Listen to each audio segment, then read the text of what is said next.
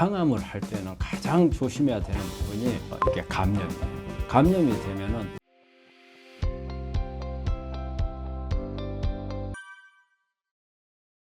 고구마가 우리 암 환자들한테 면역을 높이는 음식으로 가장 좋은 음식인 것 같아요. 검사를 우리가 직접적으로 이렇게 면역을 올리는 검사를 해보거든요. 우리가 램 검사라고 해서 음식이 어느 정도의 면역을 올리는가, NK 세포를 어느 정도 활성화시키는가를 검사하는 방법이 있거든요. 이거를 한 수많은 데이터를 볼 때 제1번이 고구마로, 고구마가 가장 높게 이렇게 면역을 높이는 음식으로 나오거든요.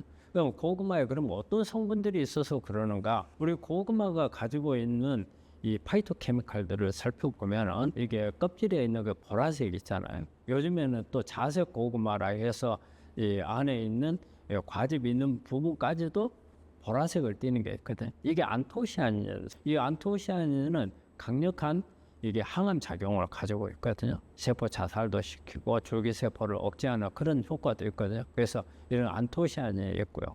그리고 강글루사이드라고 해서 항암 작용을 가지고 있는 물질이 있고, 그리고 이제 비타민 A 계통은 베타카로틴도 있고 플라보노이드도 있고 이런 부분들이 있어서 항암 작용을 하는데, 그 외에 또 중요한 부분이 있어요.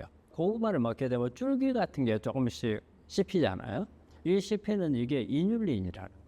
그래서 이거는 또 우리 그 장에서 식이섬유로 작용을 해요. 그래서 이 식이섬 우리 안에 있는 장내 미생물들이 이걸 발효를 시켜서 우리가 뷰티릭산이라든지 프로피오네이트라든지 이런 단수의 지방산을 만들거든요. 근데 이 단수의 지방산이 암을 억제하는 효과가 있어요. 그래서 그 암 중에서 악성으로 유도하는 유전자 중에 H닭이라는 유전자가 있거든요. 이 유전자가 뜨는 것을 차단해주는 효과가 있어요. 고구마는 아주 면역을 높여주는 그런 음식이 되겠고, 고구마 사실 달잖아요. 그래서 먹는 방법은 가능한 한 생으로 먹는 것을 권해요. 이게 익혀서 먹으면 당도가 많이 높아져요. 그래서 생으로 먹는 게 좋겠고, 뭐 먹는 양은 너무 많이 먹으면 어쨌든 고구마도 당도가 있습니다. 그래서 당을 높이면, 많이 높이면 우리 암세포에 밥을 주는 꼴이 되기 때문에 적정한 거 밥을 먹는 게 좋고, 그리고 가능하면은 껍질이 가장 우선이 된다고 봐야죠. 고구마를 섭취하면 우리 암 치료하는데 상당히 도움이 된다고 생각을 합니다. 비트를 우리 이제 환자들한테, 암 환자들한테 이제 저는 이제 많이 먹으라고 하고, 심지어는 이게 비트를 이렇게 갈아가지고 물을 내서 물에 담아가지고 벌건히 해가지고 우리 환자들 많이 들고 다니거든요. 저는 이제 그걸 많이 권하는데, 비트 속에 있는 이 붉은색이 안토시아닌이나 베타인이라는 성분이 들어있어서 붉은색을 띠거든요. 그러면 안토시아닌은 강력한 항암 작용을 가지고 있는 파이토케미칼이고, 그 다음에 베타인도 마찬가지로 그런 작용도 있지만, 베타인은 어떤 유전자를 만드는데 이렇게 도움을 주는 거예요. 그래서 베타인이 부족하게 되면 유전자가 어떤 돌연 변이를 유발할 수 있는 이런 부분이 생기거든요. 그래서 이제 그런 작용도 있고, 그리고 이제 비트 속에는 미네랄이 많이 들어있어요. 저는 이제 비트를 가장 많이 먹으라고 하는 이유 중에 하나가 이 미네랄 때문에 그래요. 이 미네랄은 특히 재발을 하거나 전이가 된 암은 줄기세포 쪽으로 가요. 그리고 줄기세포 쪽으로 가는 암은 우리가 주변에다가 산성화를 만들거든요. 이 산성화가 줄기세포암의 특징이에요. 그래서 산성화가 되면 우리 면역세포가 이 암세포를 적으로 인지를 못해요. 그러면 산성화를 막을 수 있는 게, 우리가 할 수 있는 게 미네랄이 가장 좋거든요. 미네랄 속에 있는 알칼리성 미네랄이 칼륨이고, 알칼리토라는 것은 약간 알칼리 쪽으로 기우는 미네랄이 칼슘하고 마그네슘이에요. 그래서 이런 미네랄이 들어가서 그 암세포 주변에 있는 환경을 산성화해서 알칼리 쪽으로 바꿔줘야 돼요. 우리 암세포는 엄청나게 산성 물질을 많이 만들잖아요. 젖산을 만들어서 하고, 또 우리가 먹는 음식이 다 산성이란 말이에요. 산성화를 막아주는 게 미네랄이고, 이 미네랄 중에서 가장 강력한 게 칼륨이에요. 근데 비트 속에 칼륨이 엄청 많이 들어있어요. 칼륨이. 그래서 비트를 많이 먹게 되면 산성화를 막아줄 수 있다. 그래서 저는 우리 환자들한테 아예 통에다가 비트를 간 물을, 어느 환자가 한번 그렇게 해가지고 왔더라고요. 저거 바람직하고 좋으네. 그래서 이제 우리 환자한테 많이 권하거든요. 비트를. 그럼 약간 불그스름한 빛이 아주 먹고 싶은 충동도 느끼고 그게 좋은 것 같아요. 이런 재발이나 전이를 하는 데 있어서 이제 비트도 있지만 그 외의 것들을 보면은 고구마나 그다음에 바나나, 그다음에 뭐 콜라비, 그리고 토마토, 그리고 이제 야채 종류 이런 부분들이 다 이렇게 칼륨이 많은 미네랄을 먹으면 우리가 산성화를 하는 것을 막아주거든요. 그래서 비트를 가지고 이렇게 먹는데 그냥 우리가 비트는 약간 단맛도 있거든요. 그래서 썰어가지고 먹어도 먹을만 하고 또 비트를 익혀갖고 먹는 사람들도 많아요. 익혀서 먹으면은 오히려 더 좋다는 자료들도 있거든요.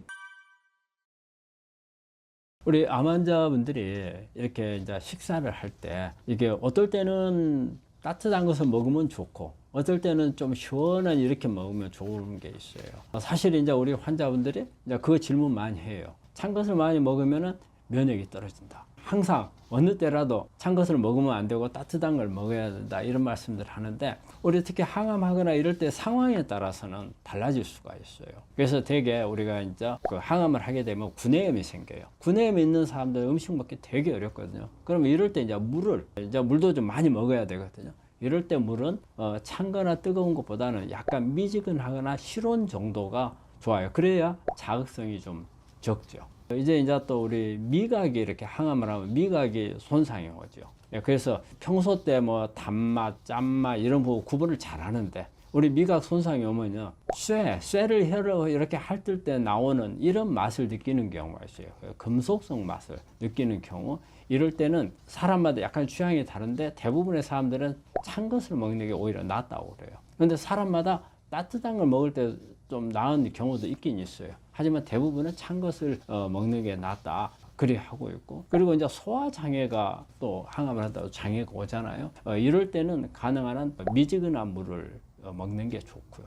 그리고 이제 미각이라든지 우리 손발이 너무 이제 차져서 너무 찬 것에 대해서 손발 저리고 이런 경우에는 가능한 한 따뜻한 이런 부분들을 먹는 게 좋고 항암을 하고 있는 환자들 같은 경우는 특히 백금 계열의 항암제 뭐 시스플라틴이라든지 뭐 옥살로플라틴이라든지 플라틴 계열의 약을 쓰고 있는 분들은 찬 것을 먹으면은 더 손발이 저려지거든요. 그리고 구강에도 마찬가지고 그래서 이럴 때는 따뜻한 거 이런 부분들을 먹는 게 좋은 걸로 되어 있습니다. 그래서 우리 환자들 온도에 대한 부분도 상당히 민감하거든요. 그리고 가능한 한 65도 이상으로는 우리가 하지 않는 게 우리가 65도부터는 잘못하면 항암을 하다가 될 수가 있거든요.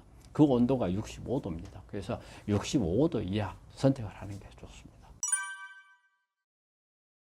우리가 항암을 할 때는 가장 조심해야 되는 부분이 이게 감염이에요. 감염이 되면은 우리가 항암을 하는 동안에 특히 세포독성 항암제는 백혈구가 떨어지거든요. 아마 우리 환자분들 호중구 이야기를 워낙 많이 들었을 거예요. 항암을 하는 동안에.